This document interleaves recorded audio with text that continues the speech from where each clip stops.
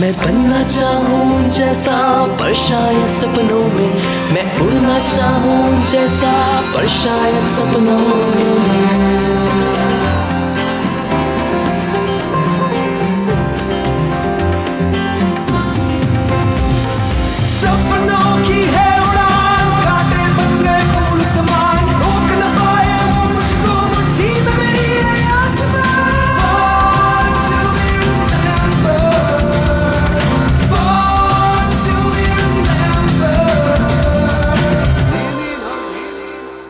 Born to be remembered में आप सभी का एक बार फिर से स्वागत है।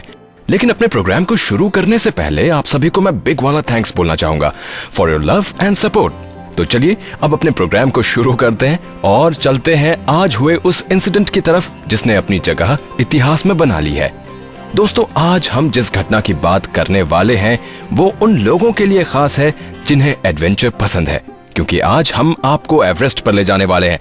कड़ाके की ठंड, मुश्किल रास्ते और ऊंचाई इतनी की सोच के भी परे, फिर भी कई डेयरिंग और एडवेंचरस लोगों ने इन सब कठिनाइयों को रौंदते हुए दुनिया की इस सबसे ऊंची चोटी को फतह किया है। पर इन सब पर एक ऐसा शख्स भी था जिसने न सिर्फ एवरेस्ट पर फतेह हासिल की बल्कि इस पर स्कीइंग भी की है।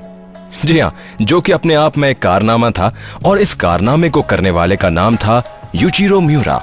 और एवरेस्ट पर स्कीइंग का कारनामा उन्होंने आज ही के दिन 1970 में किया था।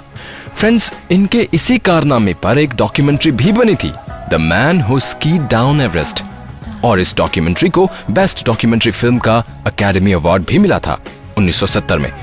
यूचिरो मियुरा जहां एवरेस्ट पर सबसे पहले स्कीइंग करने वाले शख्स बनकर इतिहास के पन्नों में दर्ज हो गए, वहीं 70 साल की उम्र में दुनिया के सबसे ऊंचे पहाड़ एवरेस्ट की चोटी पर भी पहुंच गए और वो एवरेस्ट पर चढ़ने वाले दुनिया के सबसे बुजुर्ग शख्स बन गए और Guinness book of world record में अपना नाम दर्ज कराया। उसके बाद 2008 में एक बार फिर उन्होंने वापस एवरेस्ट की कठिन चढ़ाई को पूरा किया और सबसे बुजुर्ग पर्वतारोही बनकर उन्होंने अपना ही 5 साल पुराना रिकॉर्ड तोड़ दिया। बाप रे, जहां लोग एवरेस्ट पर एक बार चढ़ने से भी घबराते हैं, वहीं यूचिरो मियुरा ने यह हिम्मत एक नहीं बल्कि 2 बार की, वो भी उस उम्र में जिस उम्र में आमतौर पर लोगों का शरीर जवाब देने लगता है और वो आराम की जिंदगी जीना पसंद करते हैं। पर एवरेस्ट की तरफ ऊंचे जज्बे वाले इस शख्स को हमारा सलाम। अच्छों के हौसले पस्त करने वाले एवरेस्ट पे फतह पाने वाले इस हौसलेमंद शख्स से अब आगे बढ़ते हैं और बात करते हैं आज के दिन पैदा हुए महान लोगों के बारे में। आज सबसे पहले आपको एक शख्स की जिंदगी के सफर पर ले जाएंगे और वो हैं जवाहरलाल नेहरू के पिता, जिन्होंने न सिर्फ अपनी जिंदगी को एक मिसाल बनाया बल्कि एक ऐसे परिवार की नींव रखी जिन्होंने देश के लिए शानो शौकत से भरी जिंदगी दांव पर लगा दी, जिसके नाम के आगे तो बैरिस्टर की डिग्री थी और आंखों में देश के लिए कुछ कर गुजरने का जुनून। हम बात कर रहे हैं देश के पहले प्रधानमंत्री पंडित जवाहरलाल नेहरू के पिता और देश की आजादी की लड़ाई के एक ऐसे नायक की जिसकी जिंदगी हर किसी के लिए मिसाल बन गई। हम बात कर रहे हैं मोतीलाल नेहरू की। मोतीलाल नेहरू का जन्म 6 मई 1861 को दिल्ली में एक कश्मीरी पंडित परिवार में हुआ और इसके साथ ही उनके दादा, पिता और दोनों बड़े भाई बंसीधर और नंदलाल अपने जमाने के जाने माने वकीलों में शुमार थे। वैसे आपको यहाँ बताते चलें कि मोतीलाल नेहरू के दादा लक्ष्मी नारायण पहले हिंदुस्तानी थे जो कि ईस्ट इंडिया कंपनी के मुगल कोर्ट में वकील बने थे। खैर, वापस आते हैं मोतीलाल नेहरू पर और बात करते हैं उनके बचपन की। उनके पैदा होने के कुछ ही दिन पहले ही उनके पिता की मौत हो गई और उसके बाद कहा जाता है कि उनके बचपन का कुछ हिस्सा दिल्ली में बीता और थोड़ा बड़े होने पर उनके बड़े भाई नंदलाल ने उन्हें अपने साथ कानपुर में उन्हें बड़ा किया, जहां वो लॉ की प्रैक्टिस भी करते थे। मोतीलाल नेहरू के बारे में एक और बात बताऊं दोस्तों, तो वो ये है कि भाई सबको पता है कि उन्होंने वकालत की डिग्री ब्रिटेन की मशहूर कैम्ब्रिज यूनिवर्सिटी से ली, लेकिन आप में से बहुत कम लोगों को शायद ही पता होगा कि कैम्ब्रिज में दाखिले से पहले मोतीलाल नेहरू कानपुर में बीए की पढ़ाई कर रहे थे और उसके इम्तिहान को बीच में छोड़कर वो ताजमहल घूमने चले गए थे। जी हाँ, जिसकी वजह से वो बीए में फेल हो गए। ऊपर वाले की कृपा कहेंगे या किस्मत का खेल कि उसी साल उनका एडमिशन कैम्ब्रिज में हो गया, वरना सोचिए कि क्या हाल करते उनके घर वाले। चलिए, ये तो था मोतीलाल नेहरू के हरफन मौलापन का एक किस्सा। अब आगे चलते हैं और मिलते हैं बैरिस्टर मोतीलाल नेहरू से। कैम्ब्रिज से पढ़ाई खत्म करने के बाद युवा वकील मोतीलाल हिंदुस्तान वापस आ गए और कानपुर आकर वकालत की प्रैक्टिस शुरू कर दी। और देखते देखते उनका नाम शहर के बड़े बड़े वकीलों में शामिल होने लगा। वकालत की दुनिया में और बड़ा नाम बनने के लिए उन्होंने इलाहाबाद हाईकोर्ट का रुख किया और इलाहाबाद शिफ्ट भी हो गए। और वहीं उन्होंने एक बिजनेसमैन से एक आलीशान घर खरीदा और उसका नाम रखा आनंद भवन। आपको पता है, आनंद भवन इलाहाबाद का पहला ऐसा घर था जिसमें स्विमिंग पूल था। और आपको एक बात और बताऊं, वकालत के बाद उन्हें जिस चीज का शौक था वो था बाकी लोगों से एक कदम आगे रहना। वो चाहे काम के मामले में हो, चाहे फैशन हो। जी हाँ, सही सुना आपने, चाहे फैशन ही क्यों ना हो। कहा जाता है कि जो अंग्रेजी फैशन दिल्ली या मुंबई में आता है वही फैशन मोतीलाल नेहरू करते थे। और एक बात तो आपको बताना मैं भूल ही गया, वो ये कि इलाहाबाद में पहली बाइसिकल वाला शख्स भी कोई और नहीं बल्कि मोतीलाल नेहरू ही थे। लेकिन कभी कभी जिंदगी में कुछ ऐसे मौके आते हैं या किसी ऐसे शख्स से आपकी मुलाकात होती है जो आपकी पूरी की पूरी जिंदगी को एक झटके में ही बदल देते हैं। ऐसा ही कुछ हुआ मोतीलाल नेहरू के साथ जब उनकी पहली मुलाकात हुई थी महात्मा गांधी जी से। उस मुलाकात के बाद मोतीलाल नेहरू जी की जिंदगी ने ऐसी करवट ली जिसके बाद अंग्रेजी संस्कृति के रग रग में बसे इस युवा वकील को अंग्रेजों से जुड़ी हर चीज से मतलब परस्ती की बू आने लगी और उनके अंदर बगावत जन्म लेने लगी। और यहीं से जन्म हुआ स्वतंत्रता संग्राम के उस नायक का जिसने देश के लिए अपना सब कुछ त्याग दिया। अंग्रेजों के खिलाफ इस लड़ाई में उन्होंने अपनी वकालत की डिग्री के साथ साथ अपनी कलम को भी अपना हथियार बनाया और 1919 में उन्होंने दी इंडिपेंडेंट नाम से अपना पहला अखबार निकाला और इसी साल वो इंडियन नेशनल कांग्रेस के अध्यक्ष भी चुने गए।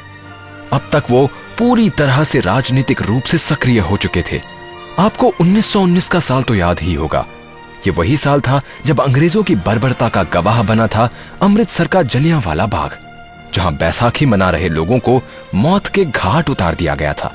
जलियांवाला बाग मैसेकर के बाद दंगे भड़कने से पूरे पंजाब में मार्शल लॉ लगा दिया गया था और उस वक्त मोतीलाल नेहरू उन लोगों में से एक थे जो उस मैसेकर में मारे गए लोगों की मदद के लिए सामने आए। भारत माता तेरी कसम, तेरे रक्षक रहेंगे हम, वंदे मातरम। अंग्रेजी सरकार के खिलाफ उनके इस कदम की वजह से उनकी लॉ की प्रैक्टिस भी खतरे में पड़ सकती थी, लेकिन उन्होंने बिना इसकी परवाह किए जरूरतमंद लोगों की मदद की। कहा जाता है कि मोतीलाल नेहरू बापू के करीबी लोगों में से एक थे और जब बापू ने 1930 के असहयोग आंदोलन की शुरुआत की तब उसमें हिस्सा लेने वालों में से सबसे आगे थे मोतीलाल नेहरू जी। इस आंदोलन के चलते उन्होंने यूपी लेजिस्लेटिव काउंसिल से इस्तीफा तक दे दिया था और अपनी वकालत की प्रैक्टिस भी त्याग दी थी और हमेशा अंग्रेजी फैशन के दीवाने माने जाने वाले इस स्वतंत्रता सेनानी ने अपने सारे अंग्रेजी कपड़ों को आग के हवाले कर दिया था। और जब भारत में साइमन कमीशन आया तो भारत के संविधान के लिए जिस सभा का गठन हुआ उसका नेतृत्व भी मोतीलाल नेहरू ने ही किया और जो रिपोर्ट दी उसे हम नेहरू रिपोर्ट के नाम से जानते हैं। 6 फरवरी 1931 को मोतीलाल नेहरू जी ने अपनी अंतिम सांस ली। तो बॉर्न टू बी रिमेंबर्ड की टीम की तरफ से भी इस महान क्रांतिकारी को भावभीनी श्रद्धांजलि।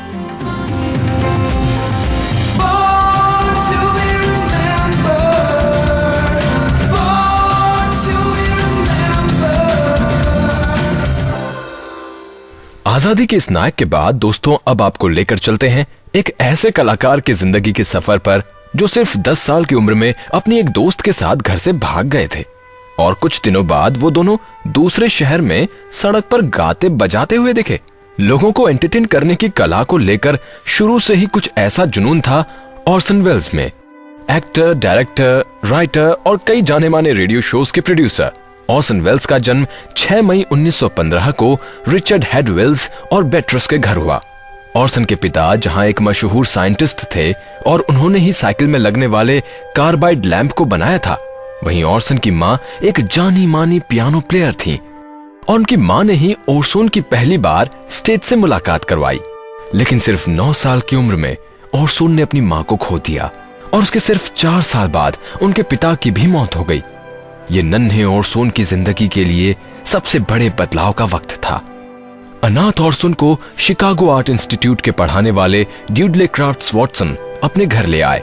यूं तो कला ऑर्सन को विरासत में मिली थी और इसी विरासत को और भी निखारने का काम किया ड्यूडले क्राफ्ट्स वॉटसन के साथ ने। और 19 साल की उम्र में इस कॉन्फिडेंट यंग लड़के ने ब्रॉडवे थिएटर ज्वाइन कर लिया और अपना पहला प्ले किया, रोमियो एंड जूलियट। रोमियो और जूलियट के साथ ही कला के शौकीन लोग पहली बार रूबरू हुए इस नए नवेले कलाकार से, और उनके पहले शो में ही उनको मौका मिला मशहूर theatre group federal theatre project के साथ काम करने का। फेडरल थिएटर प्रोजेक्ट के साथ कुछ दिन काम करने के बाद ऑर्सन वेल्स ने अपनी खुद की थिएटर कंपनी शुरू की, जिसका नाम था मर्करी थिएटर। थिएटर में अपने कला का लोहा मनवाने के बाद उन्होंने रेडियो शोज को डायरेक्ट और प्रोड्यूस करने का भी सोचा, और उनकी ये सोच जल्दी ही हकीकत में बदल गई और 1938 को उनका पहला रेडियो शो शुरू हुआ, the mercury theatre on the air के नाम से। इस वीकली शो ने लगभग 2 सालों तक लोगों का मनोरंजन किया। इसके साथ ही उसी साल यानी 1938 को ही ऑर्सन अपने चाहने वालों के लिए the war of the worlds लेकर आए। ये एच.जी. वेल्स के novel the war of the worlds के अडैप्टेशन था। चलिए दोस्तों, आपको भी सुनवाते हैं इसी नाटक के कुछ अंश। Is that really your idea of how to run a newspaper? I don't know how to run a newspaper, Mr. Thatcher. I just try everything I can think of. Charge, you know perfectly well there's not the slightest proof that this Armada's off the Jersey Hello, coast. Mr. Bernstein. Excuse me, Mr. Can you Kane. prove it isn't? This just Mr. came Bernstein, I'd like you to meet Mr. Thatcher. I'll just How do you do, borrow Mr. Thatcher? Leland, Mr. Thatcher, my ex-guardian. From We have Cuba. no secrets from our readers, Mr. Bernstein. Mr. Thatcher is one of our most devoted readers. RKO films के लिए Orson की पहली film जो पर्दे पर थी वो थी सिटीजन केन, जो कि 1940 में रिलीज हुई।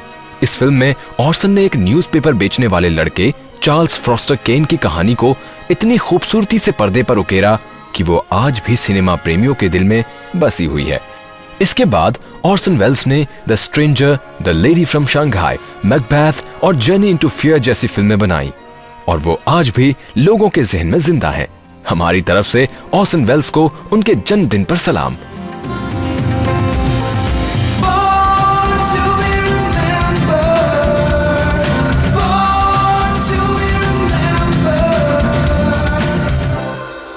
सिनेमा के पर्दे के बाद अब बारी है एक ऐसे डॉक्टर के जन्मदिन को सेलिब्रेट करने की जिन्होंने पढ़ाई तो मेडिसिन की, लेकिन उनका नाम साइकोलॉजिकल प्रॉब्लम को ठीक करने के लिए ज्यादा याद किया जाता है। मनोविज्ञान की दुनिया का वो नाम जिन्होंने कई थियरीज को जन्म दिया और उन थियरीज ने मॉडर्न साइकोलॉजी की नींव रखी। इस महान मनोवैज्ञानिक का नाम है सिगमंड फ्रॉयड। सिगमंड फ्रॉयड का जन्म आज ही के दिन यानी 6 मई 1856 को ऑस्ट्रिया में एक साधारण से परिवार में हुआ था। उनके जन्म के कुछ ही दिनों बाद उनकी फैमिली वियना आकर बस गई। शुरू से ही सिगमंड पढ़ाई में काफी तेज थे और अपने बेटे की पढ़ाई में रुचि को देखते हुए सिगमंड के माता पिता ने कभी भी अपनी गरीबी को अपने बेटे की पढ़ाई के बीच में नहीं आने दिया, और इसी का नतीजा था कि सिगमंड वियना यूनिवर्सिटी से मेडिसिन की डिग्री ले पाए और उन्होंने वियना जनरल हॉस्पिटल में प्रैक्टिस शुरू कर दी थी। ये वो दौर था जब साइकोलॉजी को अलग विषय ना मानकर फिलॉसफी का ही हिस्सा माना जाता था। लेकिन कुछ ही दिनों बाद सिगमंड ने इंडिपेंडेंट प्रैक्टिस शुरू कर दी थी और साथ ही दिमाग की गुत्थियों को सुलझाने के लिए नर्वस डिसऑर्डर पर रिसर्च भी शुरू कर दी थी। उस वक्त तक साइकोपैथोलॉजी जैसा कोई भी कॉन्सेप्ट नहीं था और सिगमंड फ्रॉयड को ही इसका जनक माना जाता है। साइकोपैथोलॉजी की शुरुआत के पीछे भी एक दिलचस्प किस्सा है। कहा जाता है कि एक बार सिगमंड फ्रॉयड को अपने एक साथी जीन मार्टिन चारकोट के साथ पेरिस जाने का मौका मिला। जीन मार्टिन चारकोट को हिप्नोटिज्म या सम्मोहन में महारत हासिल थी और इसी के डेमोन्स्ट्रेशन के लिए दुनिया भर में वो घुमा करते थे। वहीं से सिगमंड फ्रॉयड के दिमाग में आया कि इसके जरिए वो अपने मरीजों का इलाज कर सकते हैं, और यही सोचकर जब वो वापस आए तो उन्होंने अपनी क्लिनिक में अपने मरीजों के इलाज के लिए हिप्नोटिज्म का इस्तेमाल करना शुरू कर दिया।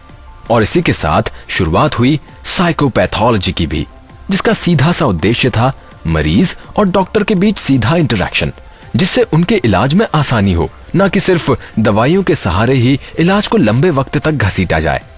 सिगमंड फ्रॉयड का ये प्रयोग मानसिक बीमारियों के इलाज के लिए काफी सफल रहा और क्लिनिकल साइकोलॉजी की दुनिया में एक रेवोल्यूशन की तरह इसे देखा गया और धीरे धीरे सिगमंड फ्रॉयड के फॉलोअर्स बढ़ने लगे।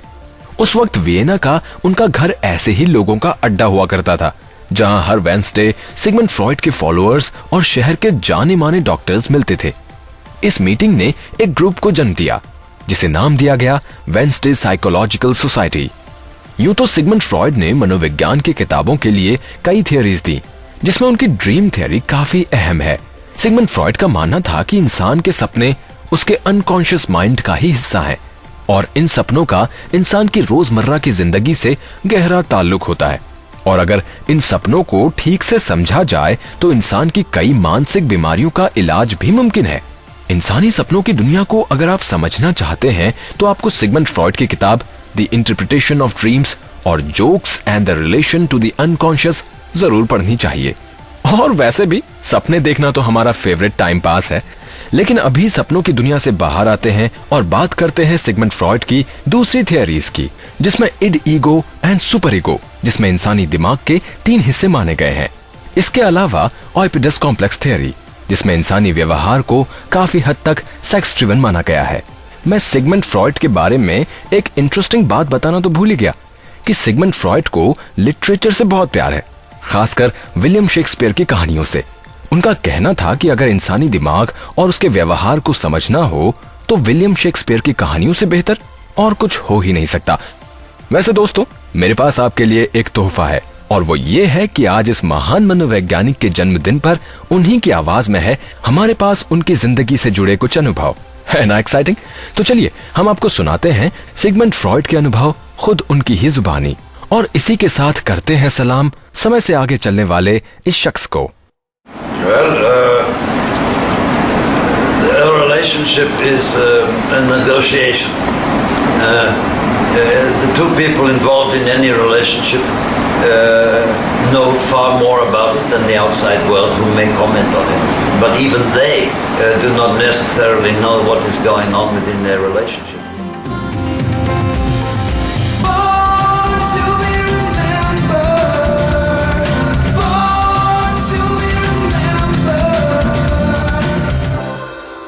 अब बॉर्न टू बी रिमेम्बर्ड में बात 52 साल के एक हार्ट थ्रॉप की।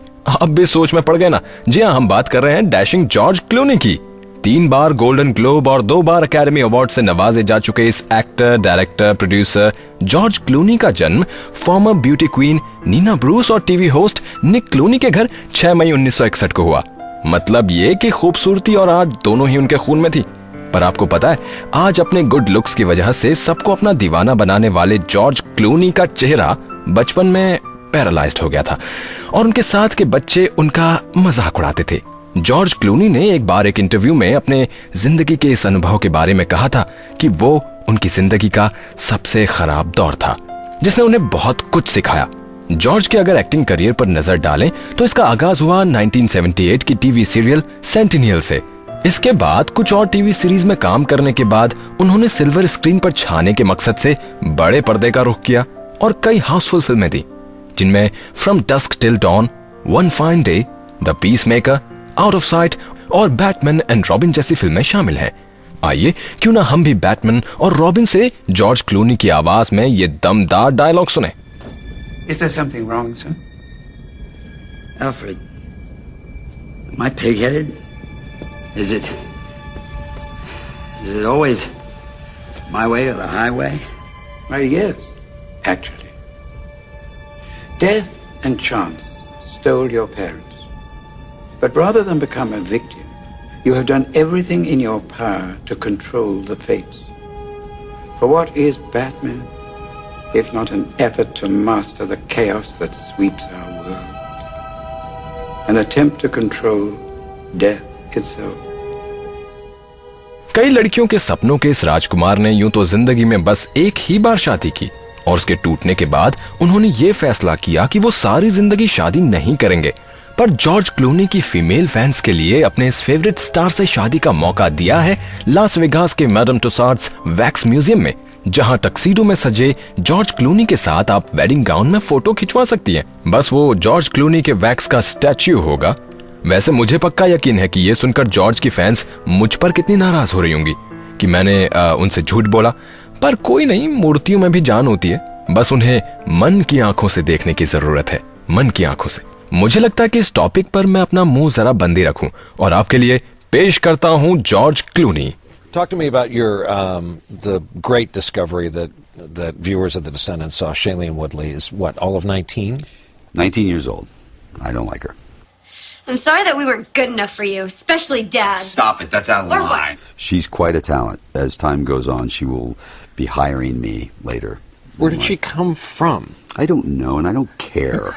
It makes me angry, because I was 19 once, and I didn't have that talent. Mostly what you did this year is highlight the difficulty in running while wearing flip-flops. I did do that. Alexander Payne, the director, just said, you know, I'm going to run downhill and put you in flip-flops. And I thought, okay, well, I kind of know what you want, even though he didn't say it out loud. So I started running like a goose. And then he laughed. And the minute he laughed behind the camera, I knew that I was going to have to do it about 40 more times.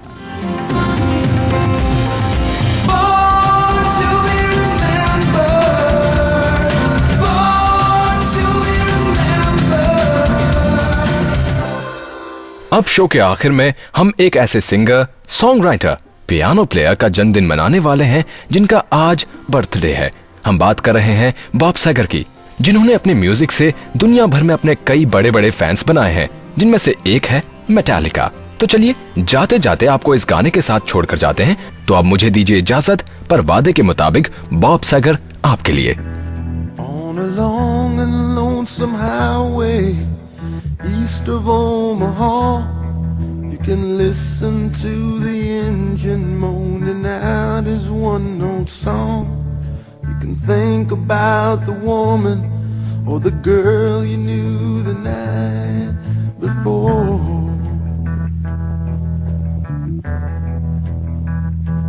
But your thoughts will soon be wandering the way they always do when you're riding 16 hours and there's nothing there to do, and you don't feel much like riding, you just wish the trip was through.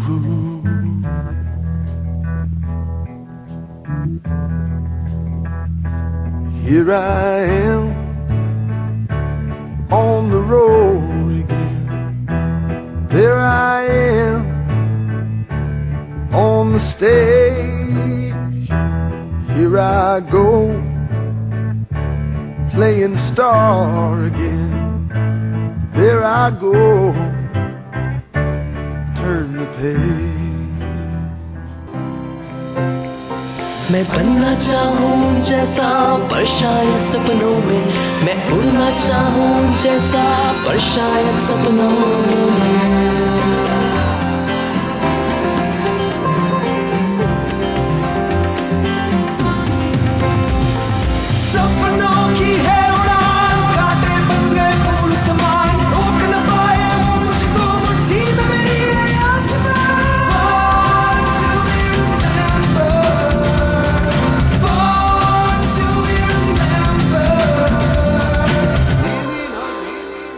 इस कार्यक्रम के कार्यकारी निर्माता जैनेंद्र सिंह,